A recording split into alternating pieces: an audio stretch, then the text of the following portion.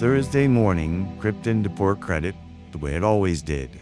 Slow, indifferent, painting the sidewalks in pale gold. Two men walked toward the park from opposite directions, their footsteps unhurried, their postures carrying the same weary slump. The first man woke in a bed that felt too large. The space beside him was cold, the ghost of a perfume lingering like a taunt. He didn't shower. What was the point?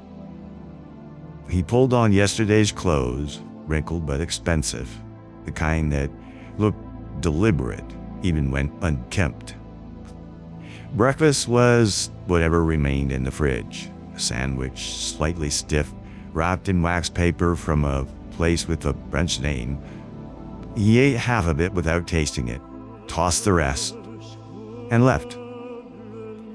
The second man woke to the distant hum of a delivery truck. His bed was a nest of cardboard and old blankets, tucked behind a building that smelled of yeast and sugar. He scratched at his beard and grimaced at the grit under his nails. No shower, no razor, no mirror to judge him. Breakfast was a donut salvaged from a dumpster 2 days ago, the frosting cracked and stale. He devoured it in 3 bites, licked the sugar from his fingers, and set off toward the water. They reached the bench at the same time. One approached from the east, past manicured lawns and iron lampposts. The other came from the west, past bus stops and boarded-up storefronts. The bench was empty, its wood smooth from years of use. One man sat first, elbows on his knees, staring at nothing. The other hesitated, then settled at the far end, leaving a careful gap between them. The lake stretched out ahead, dotted with sailboats. "Nice out here," one said, not looking at the other. "Yeah," the other replied. "Quiet." A breeze kicked up, carrying the scent of water and distant grills.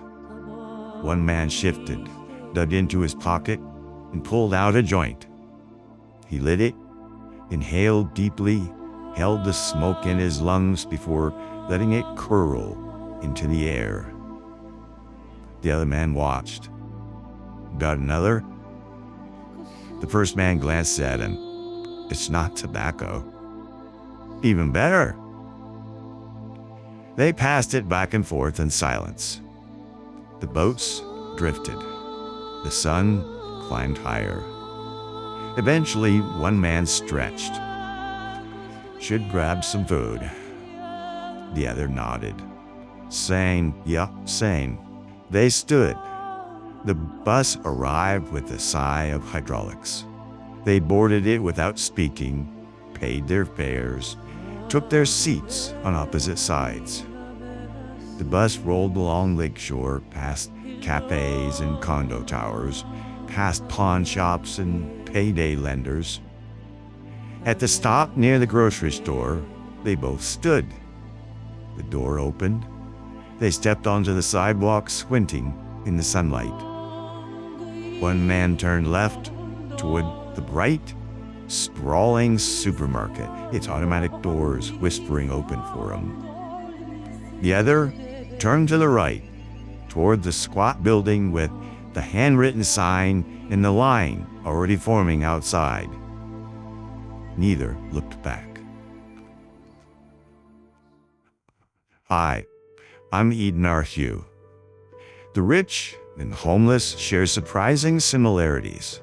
Both often avoid traditional physical labor, live outside conventional 9-to-5 structures, and rely on unconventional strategies to meet their needs, whether leveraging assets or surviving day to day.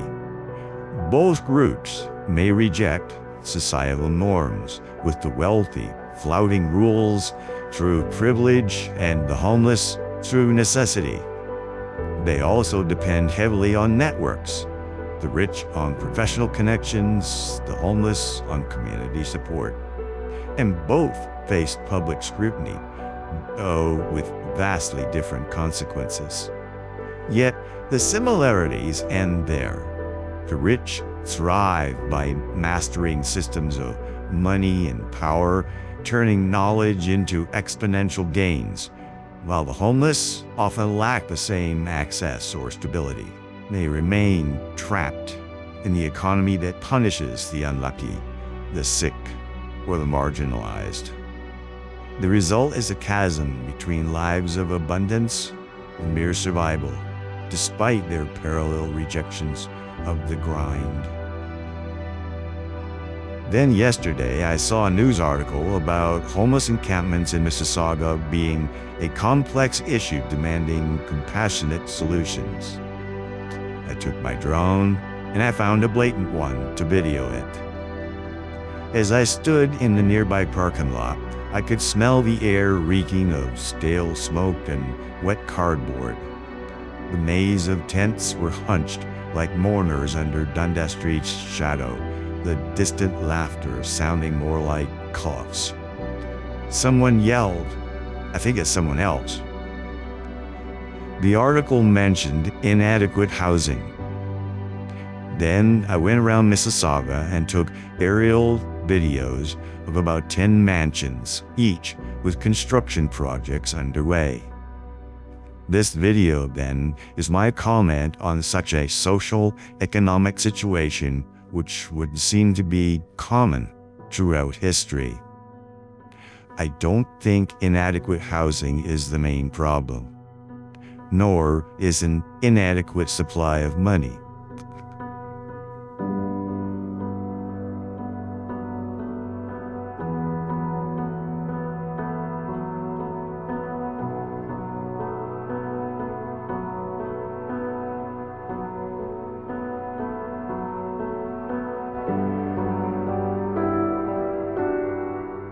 Look around. Our cities are booming with construction. Towering mansions, luxury condos, high-end developments, yet tents line our streets. This isn't a housing shortage. It's an affordable housing shortage. The truth? Many homeless people are struggling with addiction, mental illness, or a system that failed to integrate them. Some seem resigned to their life on the streets. But the solution isn't just sympathy or shelters. It's smart policy. While developers chase profits, we need housing that real people can afford, not just affordable in name, actual low-income units, rent controls, and support for those who've fallen through the cracks. We have the space. We have the resources. What's missing is the political will to prioritize people over luxury. Let's be clear. No one wins when homelessness grows. It strains our hospitals, our safety, and our wallets. The answer? Build homes. Not just houses, and pair them with addiction treatment, mental health care, and real opportunities. The mansions will keep rising. But unless we act, so will the tent cities. It's time to demand better.